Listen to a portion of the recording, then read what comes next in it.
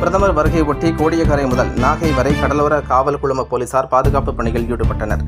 நாகப்பட்டினம் மாவட்டம் வேதாரண்யம் கடலோர கிராமங்களான கோடியக்கரை முதல் நாகூர் வரை சுமார் 70 கிலோமீட்டர் பரப்பளவில் கடலோர காவல் படையினர் பிரதமர் வருகை ஒட்டி பாதுகாப்பு பணியில் ஈடுபட்டனர்.